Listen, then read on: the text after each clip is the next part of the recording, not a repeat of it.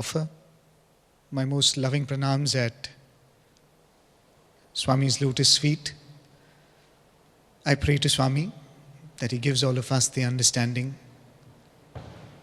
It is Swami who speaks, and it is Swami who listens through each one of us. Elders, sisters and brothers, salam to all of you. A warm good afternoon. It is indeed my pleasure to be here once again and take this opportunity to stand and think about Swami, to speak about him. And as I always maintain, the first beneficiary of an exercise such as this is myself. It is Swami's immense love and grace that he has given me this role, this small role to play in this beautiful interaction between him and his loved ones. And it is very special to be here in Melbourne because I come from Radio Zycie, and Radio Zycie has a interesting connection with Melbourne. The year 2001, when Swami inaugurated the Radio Zycie broadcast, I don't know how many of you are aware that during Swami's birthday celebrations, there was a button which was placed on Swami's table. So Swami was supposed to press the button, and the first broadcast of Radio Zycie Global Harmony was supposed to begin. When Swami pressed the button, what actually happened was, in the bhajan hall was one of the members of that team who made a phone call to Melbourne. And it was from Melbourne the uplink happened. So Melbourne is the place from where Radio Zycie was broadcast for the first time. I don't know how many of you are aware of that. And that was again heard in Zycie Hall, and Swami was welcomed in the first broadcast of Radio Zycie Global Harmony. So it's a full circle. I've come back here. I was a student then, sitting in the audience. I didn't know I would become a member of the team. Eventually I did. And now I'm here, the place where it all began, right? So it is wonderful to be here with all of you this evening. The past couple of days has been beautiful. The past couple of weeks has been wonderful for me in remembering and retelling the beautiful stories of Bhagwan. Sometime in the 50s, Swami called some of the devotees, and Swami asked them, for this year's Vijayadashami, what is the special program? I think it must have been the year 57 or 58 or roundabouts. So Swami asked, what is the special program that we are having for Vijayadashami? So different suggestions were made. Swami, we can call so-and-so, he's a good singer. Swami, we can have a drama, we can have this program and that program. Then one of them suggested, Swami, I know of a person who does Burrakatha very well. Burrakatha is a traditional art form of Andhra Pradesh. So there is this person, he is very, very famous. In fact, he gets invited all around the country to perform this Burrakatha, this traditional art form. Maybe we can try calling him, right? His name was, I think, Achyutaramaiah. He was apparently very, very famous at that point in time. The moment his name was mentioned, said Swami, this Achyutaramaiah Garu is there, we could probably invite him. And Swami said, yes, I want him. Swami said, yes, I want him to be the person who performs during the Vijayadashami. The person who suggested the name then became a little nervous. He said, Swami, because he's very famous, I'm not too sure whether he'll be available, because it's too short a notice. And Swami says, I don't know what you will do, I want him. I want him to perform. So this man said, yes, Swami, I will try my best. So he goes back to his native place and then tries to reach out to this Mr. Achyutaramaiah. And he is totally unaware about Swami, doesn't have any clue where Puttaparthi is, who Satyasai Baba is. So when he is asked, will you be willing to perform? He said, well, I'm a performer. So if you want me to perform, I'll perform. So when do you want me to come? And they said, this year's Vijay Dashmi. Is this some kind of a joke? He asked. Do you even know how busy I am? And Vijay Dashmi is just a month away. And that's one of the times which I'm always invited everywhere. So I'm completely booked. I can't go to this place which no one has heard, Puttaparthi. So they're saying that, Swami was so particular that he wanted to come. They said, we'll see how it works out. And we all know how it works out, right? In the next few days, some of his shows were cancelled, some of his performances were postponed, and suddenly Vijay Dashmi was free for him. So he reaches out to this devotee and he says, looks like I'm free now, so I can come for Vijay Dashmi. So all right. So they take him to Puttaparthi. He's not too impressed by the place, he's not too impressed by, all of these people being so excited about this young boy. So Swami calls him for an interview and Swami asks him, so what are you going to perform tomorrow? So he gives a list of kathas that he has done. Swami is Subhash Chandra Bose, Swami Ravana and some Kumbhakarna's fight, and the killing of this asura. And Swami told him, Vijay Dashmi is such an auspicious day, don't you have anything auspicious? Everything is about wars and killing. And he said, Swami, nowadays people want to hear only this, so I keep performing only this. Swami said, no, in Puttaparthi I don't want. I want something auspicious. So this man says, Swami, many years ago I have done a Burra Katha on Parvati Kalyanam.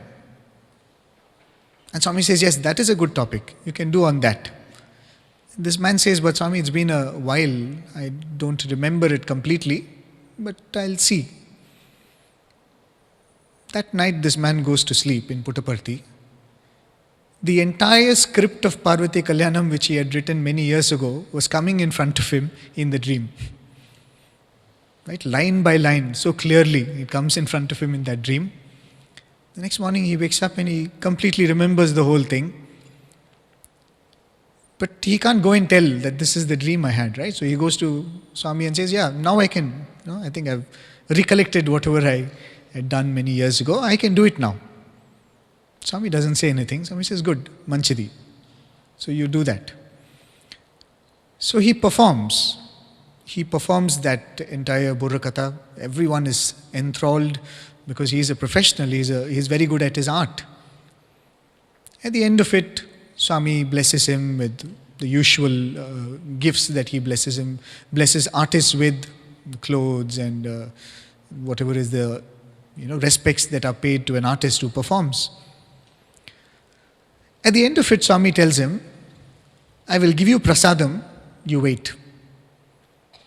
And then the other functions continue. This man comes backstage. He says, what prasadam I have to wait for? He has given me the money, he has given me whatever gifts he has to give. I am leaving. Right? He says, I don't need any prasadam. What will I do with prasadam? So he goes back to his hometown, and one day he is sitting in the portico of his house. And this man had this problem of very acute asthma attacks. So that day, as he was sitting there, he suddenly has this acute attack of asthma. He's not able to breathe, he's gasping, and it is so bad that he's not even able to call out for help. So he thinks that his last moments have come, right? He thinks that this is it, because he's not even able to call out for help. And as he is sitting there in the portico gasping for breath, he hears a voice. The voice says, Achyutaramaya, I told you I'll give you prasadam, why did you leave? And he recognizes the voice. And the voice continues, no problem. You sit here for a minute and then you go to your room. I have kept prasadam there. I have kept all the prasadam there. And so he calms himself down, sits for a while. Then he gets up and he goes to his room in the first floor of his house, As he reaches his bed, he sees on the bed Swami has kept vibhuti packets for him. He takes the vibhuti, he consumes a little bit of it. Instantly he feels much better. And now what is there to do but to rush back to Swami and express his gratitude and seek Swami's forgiveness. So he goes back to Swami immediately. And he is so thrilled by this experience of Swami drawing him to himself. And he said, Swami, you should come back to, the place he was from. I think it was Rajamandri. So he was saying, Swami, you should come and you should visit all these places. Please come. There are so many people who will benefit if you come. And imagine, Swami tells, who knows me there? Nobody knows me there. If I come, when people might not come. So this man who's supposed to be the famous artist, he says, Swami, they may not know you, but they know me. He says, I will tell them about my Swami. He says, I will go around telling about my Swami. And for the next few years, he travels extensively in the region of Andhra Pradesh to every town, every village, singing the praises of Swami. To the extent that every village now recognizes Swami. Some of my brothers from the media center, when they went to one of the villages, they were so thrilled to see that every house in that village, on the wall there was a quotation of Swami.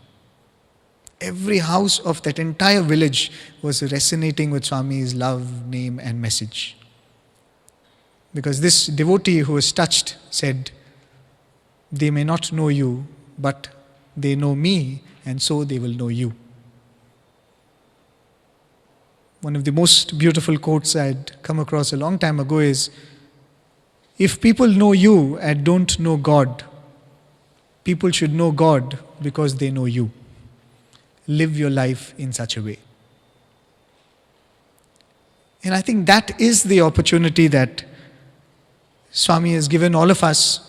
That is a small opportunity that Swami has given individuals like myself. Not to speak about him. We don't stand here to glorify him. We don't stand here to spread his message and spread his name. We are here to speak about what has touched us. I am here to speak about what has moved me. And what probably attracts all of you to it is the same Lord who has loved you, the same Lord who is loving you, who has moved you. But this idea that here I am, spreading Swami's name and spreading Swami's message, is a thought that can be anything but intelligent. Oftentimes when we travel from Prashantinilayam and go around places, people would ask us, generally, where do you come from? So you will wonder, should I say Puttaparthi? Will they know Puttaparthi? Because if you tell Puttaparthi, you have to say, Sathya Sai Baba's ashram.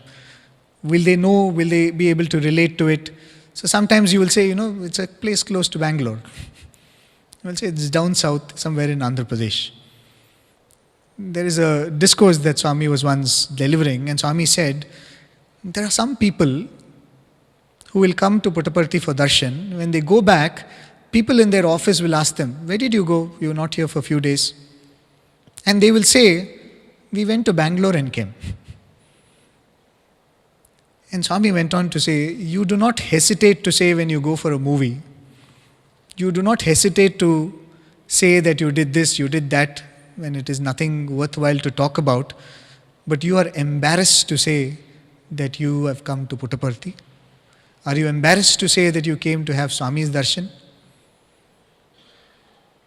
So from then, at least I would think that anybody asks me, where are you from? I'll say, I'm from Puttaparthi. What is wrong in that?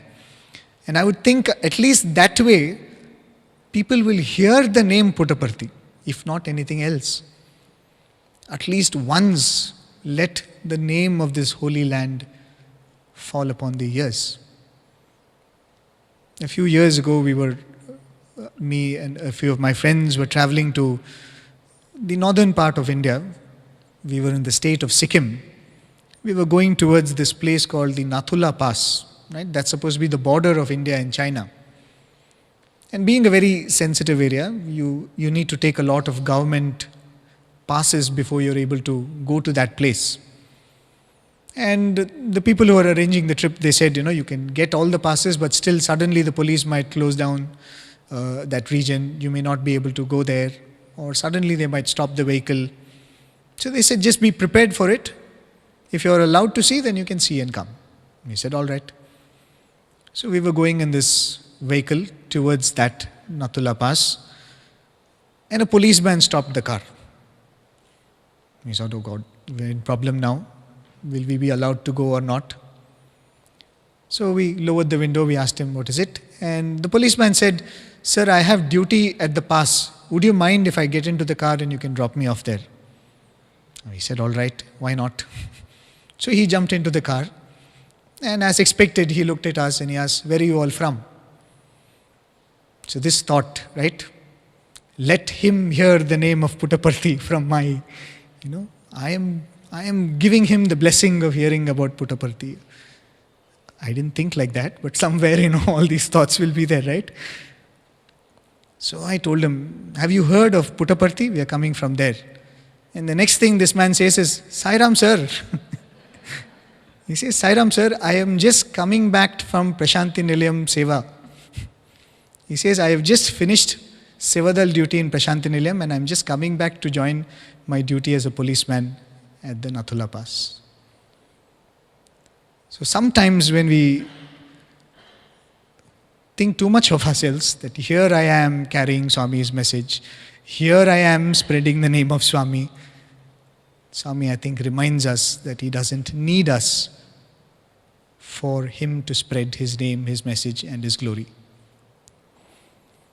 There were a few devotees of Swami who were doing a lot of seva and relief activities in a war-torn region.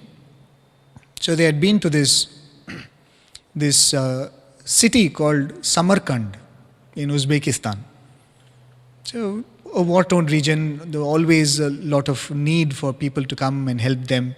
So they had taken a lot of food supplies, they had taken doctors with them, medicines with them. So they thought to themselves, look, this is a country which has predominantly Muslim population, and let us not really talk about Swami. We will go do Swami's work. If anyone asks us, we will tell them that we come from Swami's organization. So that there is no problem and there is no discomfort in the whole thing. So they all decide, we say, okay, we will not tell anyone, we will not put Swami's photograph anywhere, we will just do Swami's work. So they go and they indulge themselves in seva. After about a few days, one Muslim lady comes up to these doctors and she asks them, where are you from? You are doing such selfless work, you are helping all of us. Where are you from and who has sent you? So they said, okay, we said if someone asks, we will tell. So they take out a small photograph of Swami, probably one of those pocket calendars that we've seen. And they show it to this lady and say that he is our master, he has sent us here. And the moment that lady sees that photograph, she bursts into tears. And she says, he is God. He is our God. We know him. And this group was stunned. They said, how do you know him? He says, because he keeps coming here to comfort us. We've all seen him multiple times. And as they were conversing with this old lady, one of the children who were playing around comes and looks over the shoulder of these people who are playing and looks at Swami's photograph and says, oh, he was here last evening playing soccer with us. When we think that we are carrying Swami's name and we are doing Swami's work, I think every now and then Swami reminds us that he actually doesn't need any of us to do that, right? You look around in Prasanthi Nilayam, you have multiple institutions. You have Swami running a university, Swami running hospitals, a general hospital, a super hospital, a mobile hospital. But when you ask this question, that does he really need to run any of these institutions at all? Does he need a hospital to heal? Does he need a university to teach? There was this doctor who was working in Swami's hospital. This story was told by another doctor. So this doctor was working in Swami's hospital, and all of a sudden he started feeling a little unwell. He started becoming very weak. So they decided to run a few tests on him. And when they ran the tests, they found out that he was a bit anemic. Right? His RBCs were low, or whatever was the condition. So then they said, let's do a proper thorough checkup and let's see what could be wrong. Is there any other problem? So they found out that there was an internal bleeding somewhere in the intestine or something. Some hemorrhage was there, because of which he was constantly losing blood and he was becoming anemic. So they said, the best diagnosis, the best medication for that is you give some blood thickening medicine, so that at least the hemorrhage ceases to a certain extent. But when they run the other tests, they found that he also has a block in the heart. Well, now the treatment for a block in the heart is blood thinning. So if they give him a blood thickening medicine, the block is going to become bad. So if they give him a blood thinning medicine, the hemorrhage is going to become bad. So they didn't know what had to be treated first and how to go about the treatment. And the doctors would say, whenever they have any such tricky cases, the only worthwhile thing to do is go and tell Swami, Swami, this is the problem. And that's precisely what they did. They went and informed Swami that this doctor is not keeping well, and this is the tricky scenario that they are faced with. Swami said, all right, I will come and see him. Swami says, I will come to the hospital and I'll see him. So the next day, Swami comes to the hospital, goes to the ward where this doctor is admitted, speaks to him and materializes vibhuti and gives it to that doctor and says, you take this, maybe Swami had told 3 times a day, take it for 3 days or whatever Swami had told him. Swami comes out and calls these other doctors, and Swami tells them, I have given him vibhuti between the heart block and the hemorrhage. You choose which one you want to treat, the vibhuti will take care of the other. He says, between the block in the heart and the hemorrhage that is happening, you choose what you want to treat, my vibhuti will take care of the other. The question again is, does he need a hospital? Does he need doctors to serve him in an institution like that? There was this student of Swami who was not keeping quite well, and again he was becoming very weak. He was not able to participate in sports. So the teachers took him to the hospital, Swami's super specialty hospital, and got him tested, and they found that he has a heart condition which needed to be operated upon. So Swami was informed that Swami, the student, is not keeping well. So then Swami took over. Swami was very concerned about the student. Swami was monitoring what he was eating. He called the doctors and he asked them their opinion. What are they planning to do? So the doctors told Swami, we need to do a surgery. Then Swami tells that, see, let the surgery be done during the summer when the boy is having his vacations, so that his studies don't get disturbed. And Swami arranges for everything. The date is fixed. The parents have been called. And because it was summertime, Swami goes away to Kodaikanal. Right? And Swami has given all the instructions to the doctors what has to be done. And Swami goes away to Kodaikanal. And one day Swami is sitting in Kodaikanal with all the other students around him. And Swami is talking to them very casually. And suddenly Swami becomes very pensive. And Swami tells the students, one of the students was the classmate of this boy who was going in for the surgery. Swami looked at him and Swami said, "Hey, your classmate passed away today." He said, "That boy who has gone in for the surgery has passed away today." And instantly gloom set in the whole room. Everyone became very quiet and sad about this news that they were hearing from Swami directly. And Swami was saying, right now, it just happened right now, that they lost him on the operation table. So there was silence for a little while. Everyone was quiet. Suddenly, a beautiful smile came on Swami's face, and Swami said, "What can happen when I am there with him?" Right? Swami gave a beautiful smile and said, "What can happen when I am there with him? He's fine now." So they were all very happy. The Kodai session went on as beautiful. And they were all waiting to go back and find out what exactly happened. And so they went to the doctors who were treating this boy. And they asked him, "Was the surgery uneventful, or is there anything that happened during the surgery?" So they asked, why are you asking this? And then they described that this is the scene that had happened in Kodaikanal when Swami was sitting with them. And then the doctor said that actually when we were doing the surgery, I think it was an open heart surgery or something, after the surgery they're supposed to return the function of the heart from the heart-lung machine to the heart. Right? That's one of the steps they do. You first assign the heart-lung machine to take over the pumping of the heart. You operate upon the heart, and then the heart-lung machine is supposed to transfer the function back to the operated heart.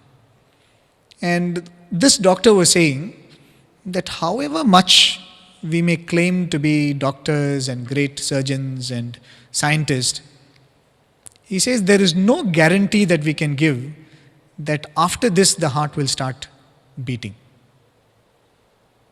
Maybe 90 out of 100 times it does, but if it doesn't, this doctor said we have no clue why it doesn't, and we have no way to make it function normally. They might have some procedures. So they said there is no way we can do anything about it if the heart doesn't beat. And they were saying that that day, that's exactly what happened. We finished the surgery and we were trying to transfer the function of the heart from the machine to this human heart, and it was not beating. And he said, at that moment, we all dropped our scalpels and equipment down. We turned to the photo of Swami in the operation theatre, and together we all started chanting Sai Gayatri.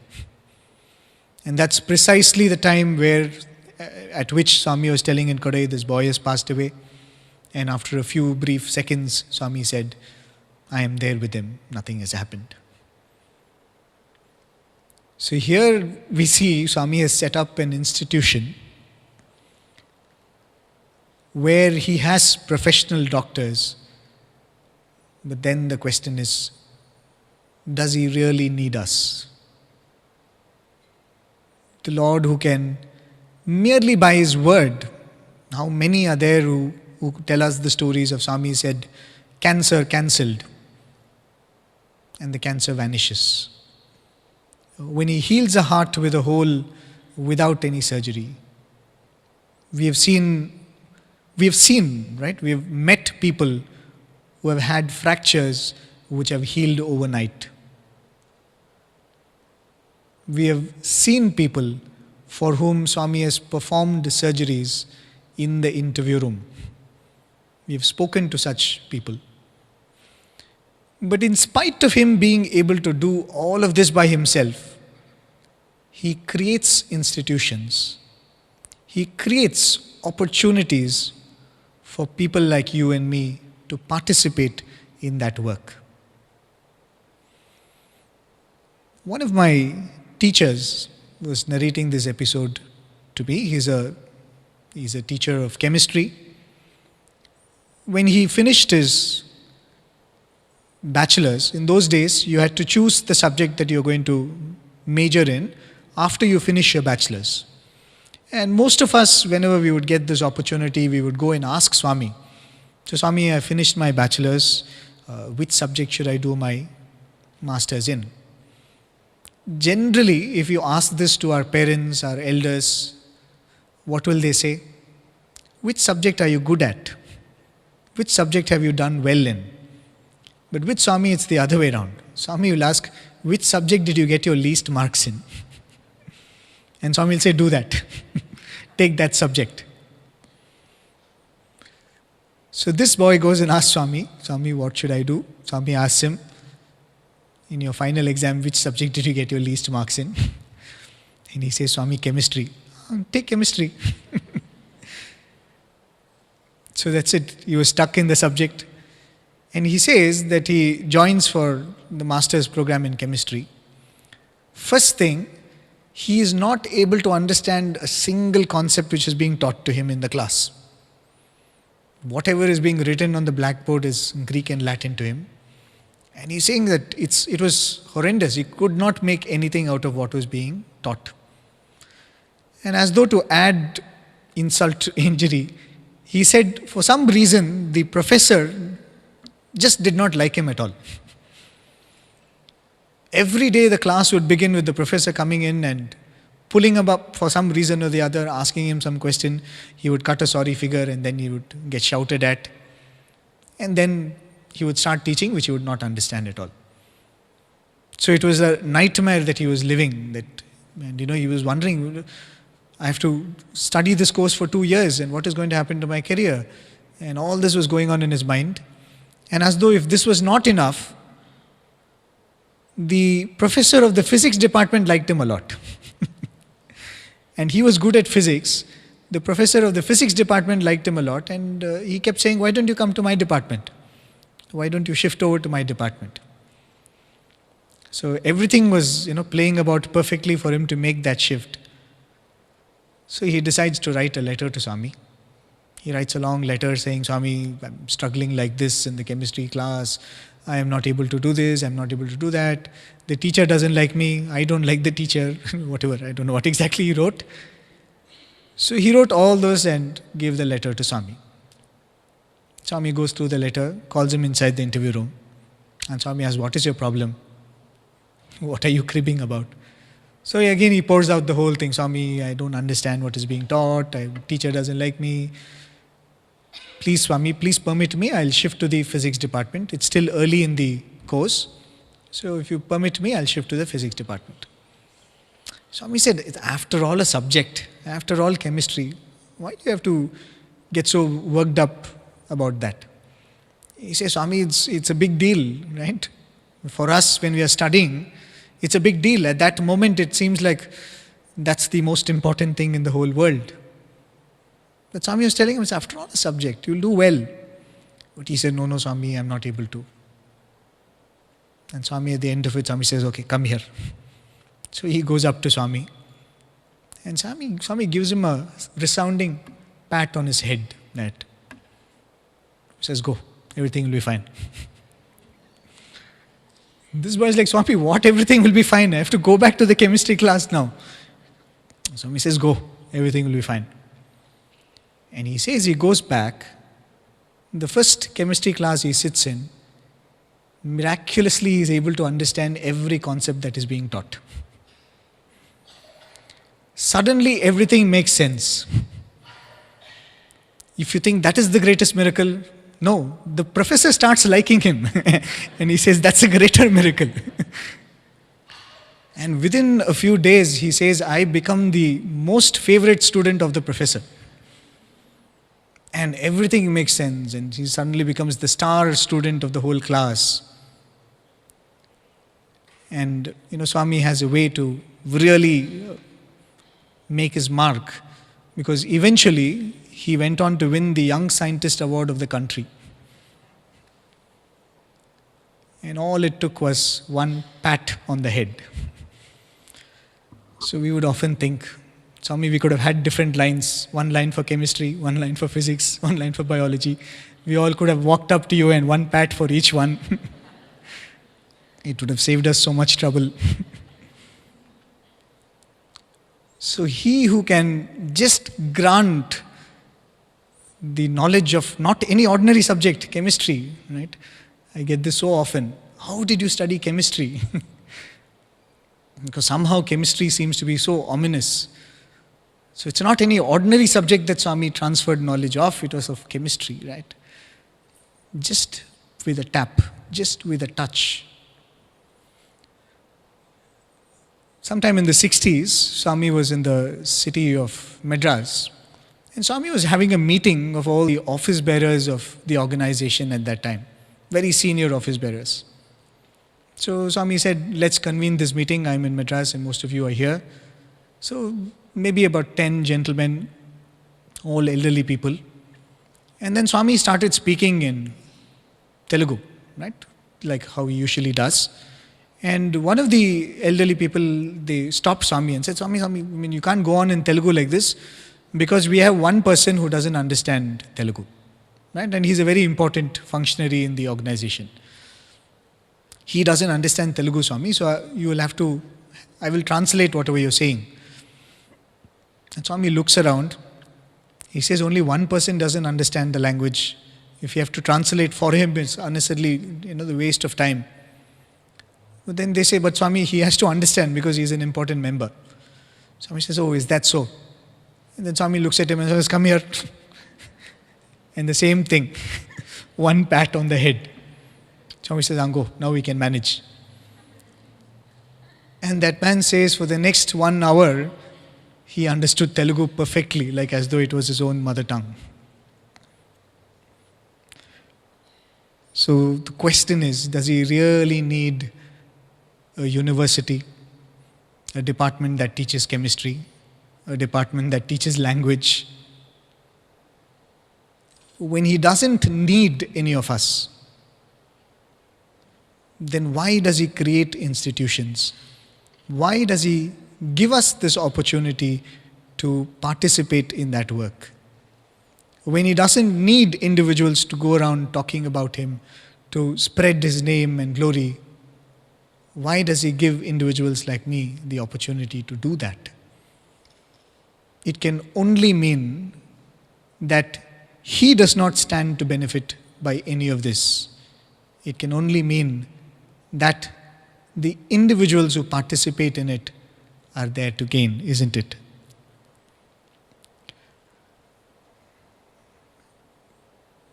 A few years ago, I was doing this program on the radio where it was a children's program, right? So the children's program would have different components. We would have storytelling, we would have a short conversation with a child, we would have some songs, sometimes we'd teach some bhajans. So we were doing this program on the radio. One time we narrated a story, a Chinnakatha, which is quite famous, most of you might be aware of it, where there is this little boy who has to go to his school crossing a small area of a jungle. So he's every time very scared to cross that jungle, so he comes back home one day.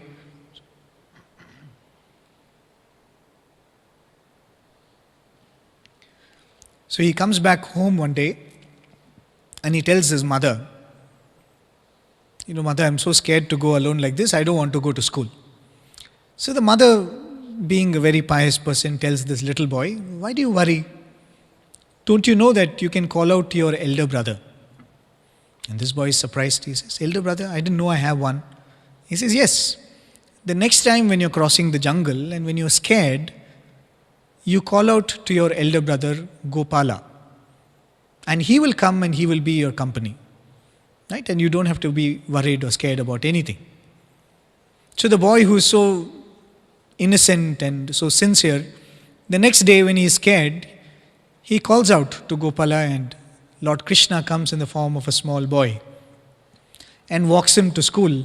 And thus begins a beautiful relationship between this little boy and Lord Krishna, who comes every day to walk this little boy to school. Eventually he tells the elders, nobody believes. The mother who gave him the instruction also doesn't believe. that actually Krishna is coming and being a companion for her child. So that's a Chinnakatha which Swami says. I'm not completing the Chinnakatha. So we narrated this story as part of that Children's Hour program. A few weeks later, we get an email from an excited little boy in the United States. He must have been a 7 or 8-year-old boy. And he writes in that email, his parents must have written it for him. So the email reads, I really loved that story that you all narrated in the Children's Hour program. He said, it was so nice. Till there it was fine. Next he said, but I have a few questions. And then he lists down the questions. What are the questions? He says, there is no forest near my house. Where should I go and call out? And he says, unlike that boy, I go to school by bus. Can I still call out to Krishna? And the third question is, I am not the only child of my mother. I have an elder brother, and my elder brother keeps bullying me. Can I still call out to Krishna? And in all his sincerity, this little boy writes these questions to us. And when we read the email, there was absolutely nothing we could tell in response to that. We really had nothing to tell. If we will have a question answer session, you'll see when elders ask questions, it's easy to cheat them. Can tell something or the other and get away with it. But children, when they ask sincerely, it's very, very difficult. You have to be absolutely honest with whatever you say and absolutely clear with what you say.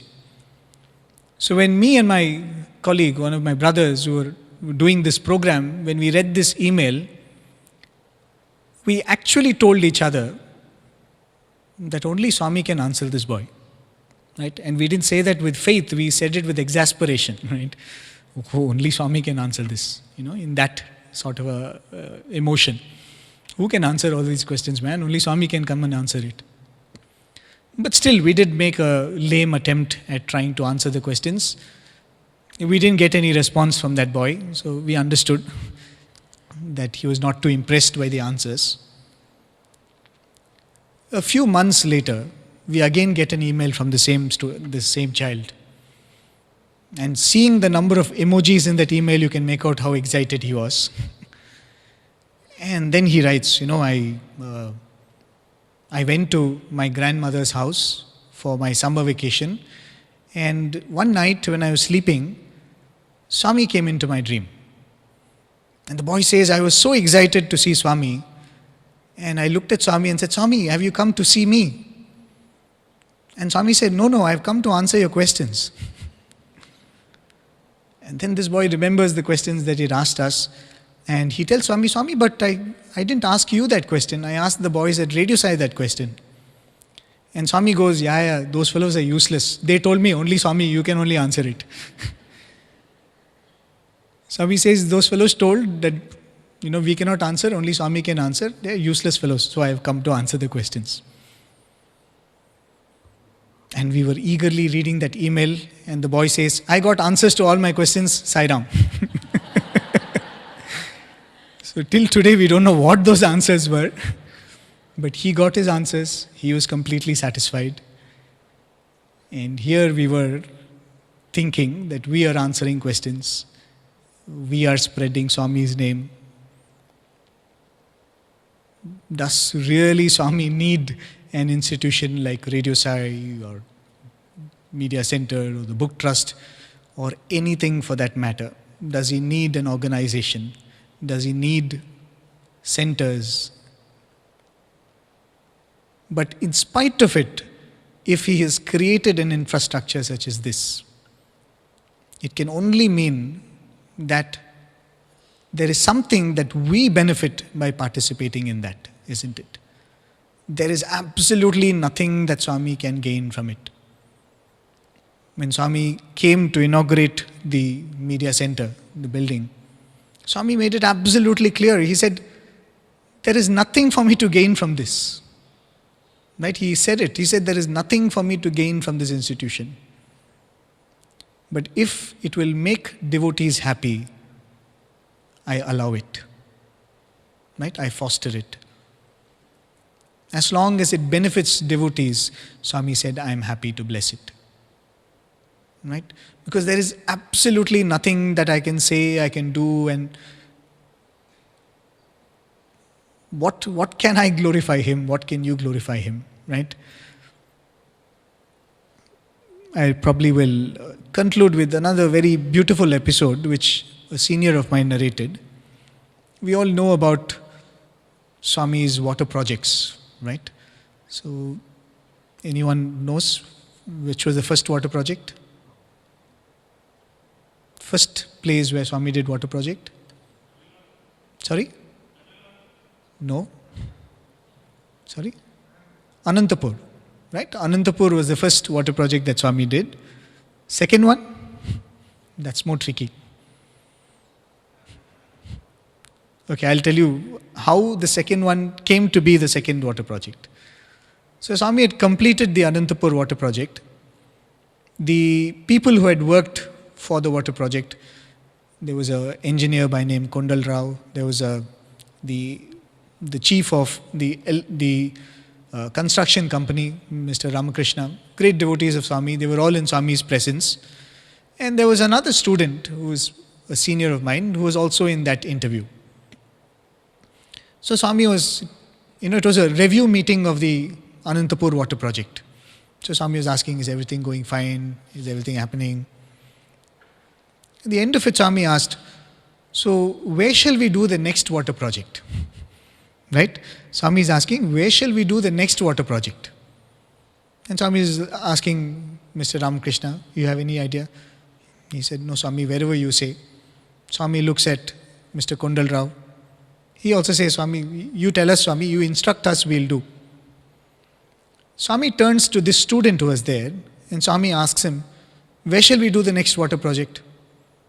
And this student looks at Swami and says, Swami, Medak. He says Medak, and as he says, he's thinking in his mind, what a weird name. I've never heard that before. Imagine that boy is saying that Swami, we will do it in the district of Medak. And as he is saying it, he's thinking in his mind, I've never heard that name before. I've never heard that, and what a weird name for a place. And then Swami says, that's a good suggestion. Let's do it in Medak district. And that is how that came to be the second phase of Swami's water project. Imagine if somebody had seen that scene, they would have thought, okay, here is that person who initiated that water project, his suggestion. We all are there around Swami, just making ourselves available to him, right? So that he picks up each one of us and uses us in this mission. There is a great benefit to each one of us in our spiritual journey to be an instrument of the Lord. Right? Knowing well, being in that complete awareness that He doesn't require me, He doesn't require an institution, He doesn't require my efforts, but still participating in the work with the thought that I am merely an instrument. Right? As Krishna instructed Arjuna, Nimitta matram bhavasavya sachi, he says, O Arjuna, be nimitta matram, be an instrument alone. And in that lies your redemption, in that lies your freedom. So this was the topic on which I thought we can deliberate upon a little more. Maybe after the tea break we can talk about it a little more. I know it is not very theoretical. I'm consciously not making it very message heavy. I was instructed, we want more stories. And I said I could not be happier. There is nothing more beautiful than merely listening to the stories of Swami, immersing ourselves in the stories of Swami. And as we do that, pray to Swami that all of these become a part of our thinking, right? Part of our understanding of what we are supposed to do with this life. Because if it is only to listen and be entertained, then the benefit will be only from the beginning of the session till the end of the session. But if we choose that all of these stories and all of these Bhagavatam that we constantly hear becomes like seeds that are sown in our consciousness, then we will grow with that seed that is sown, right? And for that, Swami would often say, this seed cannot be sown in any soil. It has to be sown in soil that is suitable for that. And it has to be watered. The soil that is suitable is the heart which already has that love and devotion for Swami. And the watering that is required, Swami says, is again the love for Swami. And then this seed that is sown will grow, and with it will grow our devotion, with it will grow our understanding, and we will move towards that ultimate goal, right? So with these thoughts, I'll conclude this particular portion.